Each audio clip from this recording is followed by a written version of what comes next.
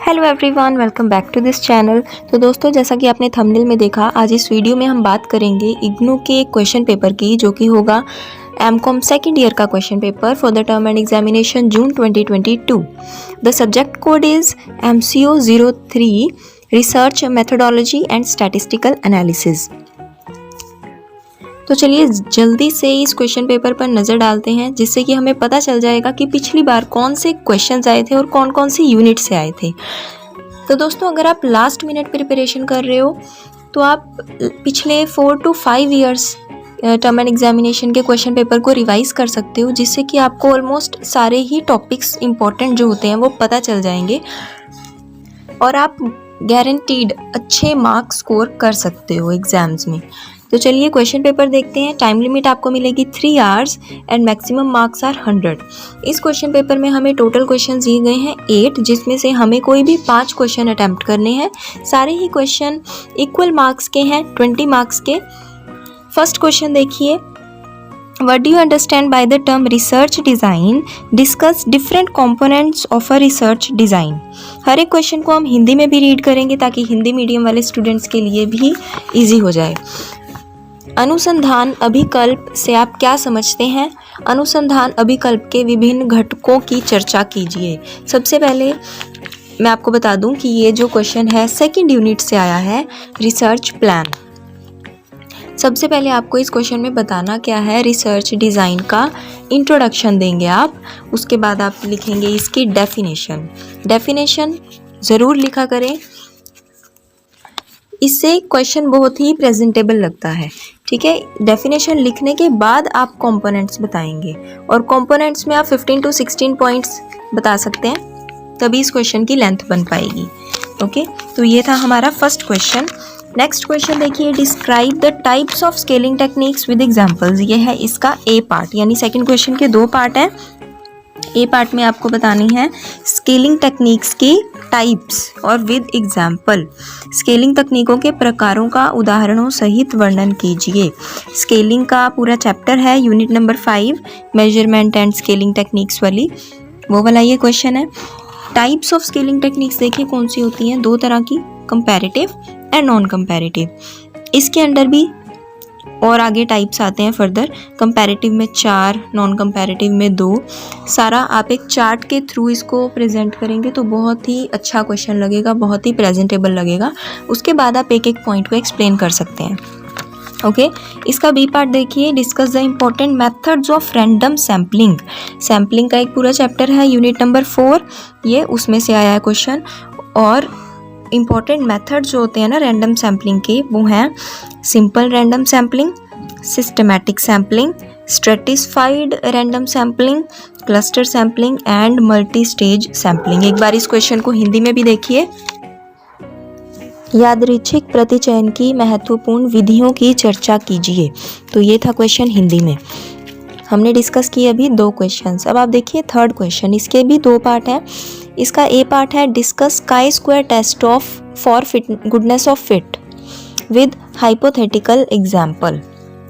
Most important chapter है, इसे आप ज़रूर करिए। यूनिट नंबर 17 पूरी है काई स्क्वायर टेस्ट पे। इस क्वेश्चन पेपर में जो आया है question, chi square test for goodness of fit. एक और है chi square test for independence of attributes, वो भी मेन है। और साथ ही साथ इसका बी पार्ट देखो, explain the conditions for applying chi square test. Okay, ये तीनों ही टॉपिक्स बहुत मेन है इस चैप्टर में, हर बार कुछ ना कुछ इसमें से आ ही जाता है। तो ये है यूनिट नंबर 17 में से। हिंदी में देखिए इस क्वेश्चन को, समंजन सुष्ठुता हेतु काई वर्ग परीक्षण का काल्पनिक उदाहरण के साथ चर्चा कीजिए, ए पार्ट। और बी पार्ट है, काई वर्ग परीक्षण लागू करने की शर्तों की व्याख्या कीजिए। ओके, शर्तें यानी कि कंडीशंस। ये था हमारा थर्ड क्वेश्चन। फोर्थ क्वेश्चन, इसके भी 2 पार्ट्स हैं। फर्स्ट है कि what do you understand by the term point estimation and interval estimation in test of hypothesis, discuss with examples. यानी कि परिकल्पना परीक्षण के संदर्भ में बिंदु आकलन तथा अंतराल आकलन पदों से आप क्या समझते हैं, उदाहरण सहित चर्चा कीजिए। टेस्ट ऑफ हाइपोथेसिस पार्ट 1, ये जो यूनिट है ना, यूनिट नंबर 15, इसका ये क्वेश्चन है। इसमें आपको ये दो छोटे छोटे से टॉपिक मिल जाएंगे, पॉइंट एस्टिमेशन और इंटरवल एस्टिमेशन। इन दोनों के बारे में आपको एक्सप्लेन करके बताना है विद एग्जाम्पल। बी पार्ट देखिए, explain simple hypothesis and composite hypothesis with suitable example. ये भी सेम इसी यूनिट का क्वेश्चन है। हिंदी में हम इसे बोलेंगे सामान्य परिकल्पना और संयुक्त परिकल्पना की उपयुक्त उदाहरणों सहित व्याख्या कीजिए।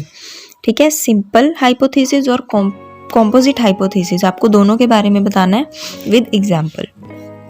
ये जो टॉपिक है ना, ये आपको इसमें मिलेगा टेस्टिंग हाइपोथेसिस का जो इंट्रोडक्शन वाला एक टॉपिक है उसमें।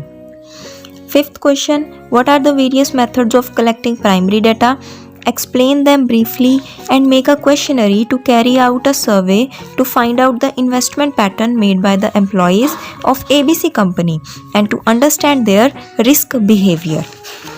एक बार इस क्वेश्चन को हिंदी में भी रीड करते हैं।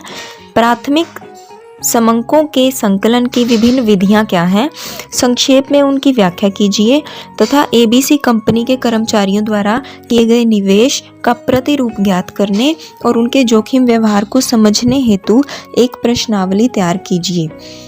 यूनिट नंबर 3 है जो कलेक्शन ऑफ डेटा, उसका ये क्वेश्चन है। सबसे पहले आपको बताना है कि हम प्राइमरी डाटा को जब कलेक्ट करते हैं तो उसके क्या क्या मेथड्स हैं। तो इसमें आप बताएंगे observation method, interview method, local reports, questionnaire and schedule method. ठीक है, इन सबको एक्सप्लेन करेंगे। उसके बाद आपको एक क्वेश्चनरी बनानी है, ताकि एक मतलब सर्वे के ऊपर एक क्वेश्चनरी बनानी है जिससे हम इन्वेस्टमेंट पैटर्न पता करें ABC कंपनी के एम्प्लॉयज़ का, और उनके रिस्क बिहेवियर को जानने के लिए आपको एक क्वेश्चनरी प्रिपेयर करनी है। इसके लिए आप चैप्टर में क्वेश्चनरी प्रिपेयर करने का पूरा फॉर्मेट देखेंगे और इजीली आपकी क्वेश्चनरी बन जाएगी। इसके बाद देखिए question number 6, A part, differentiate between correlation and regression with example. सहसंबंध और समाश्रयण में उदाहरणों सहित अंतर स्पष्ट कीजिए। कोरिलेशन और रिग्रेशन का एक अलग यूनिट है, unit number 10, correlation and simple regression नाम से। उसमें आपको लास्ट टॉपिक मिलेगा चैप्टर में, कोरिलेशन और रिग्रेशन का डिफरेंस। ओके, वो ज़रूर प्रिपेयर कीजिए।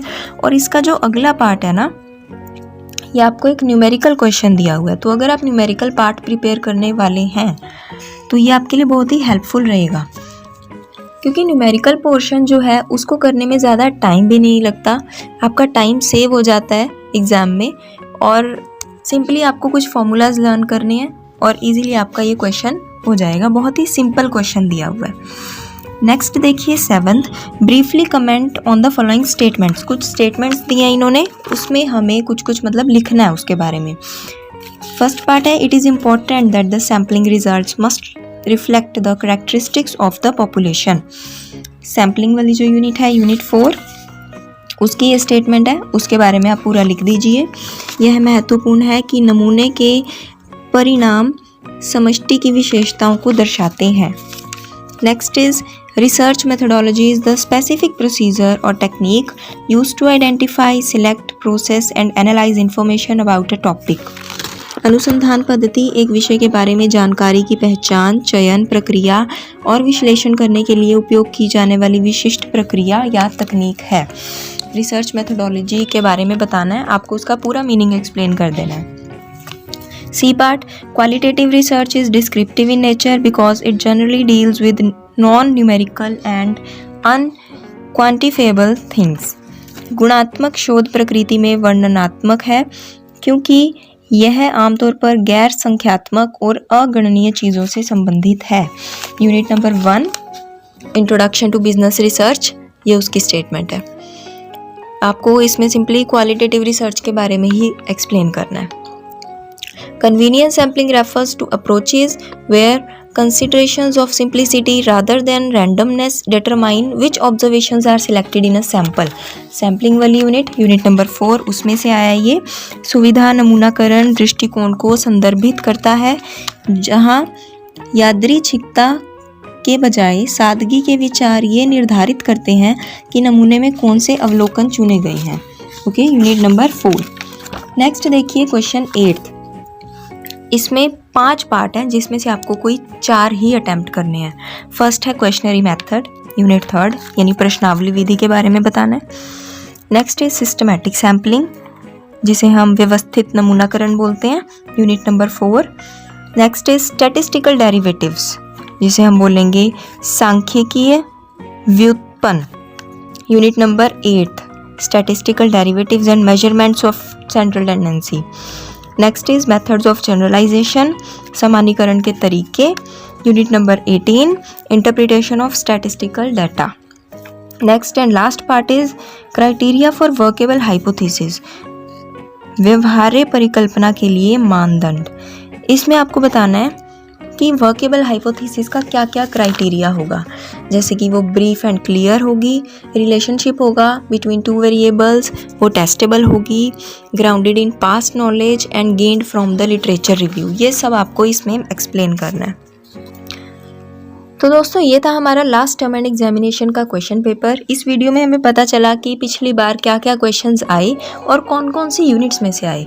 अगर फिर भी इसके रिगार्डिंग कोई क्वेरी है तो आप कमेंट सेक्शन में लिख सकते हैं। अगर वीडियो हेल्पफुल लगी तो आप इसे लाइक और शेयर ज़रूर कीजिए अपने फ्रेंड्स के साथ, और चैनल को सब्सक्राइब कीजिए इसी तरह की और वीडियोज़ देखने के लिए। Thanks for watching.